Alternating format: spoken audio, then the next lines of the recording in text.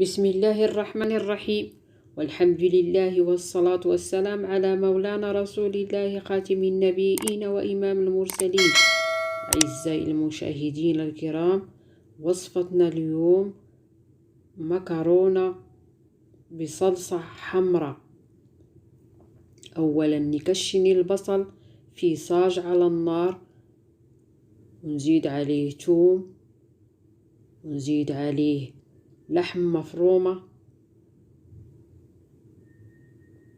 ونزيد عليها التوابل: كمون، كزبرة ناشفة، فلفل أسود. نكشنها مظبوط، وبعدين نحطها على جنب. وفي نفس الوقت نحط المكرونة ونحط عليها شوية ماجي، ملح، على النار تنسلق لمدة 10 دقايق. بعد مرور 10 دقايق نصفيها في صفاي، ونزيد عليها منسمات: زعتر، بهارات البيتزا، شوية ماجي كمان، ونحركها يختلط مظبوط،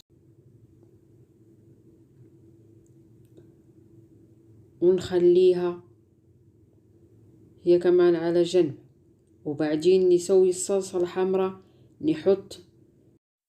نكشن شوية بصل وثوم في زيت زيتون، ونزيد عليها طماطم مطحونة، كزبرة ناشفة، فلفل أسود، كمون، ماجي، ملح، ونحركها ونخليها تنطبخ لمدة 10 دقايق هي كمان.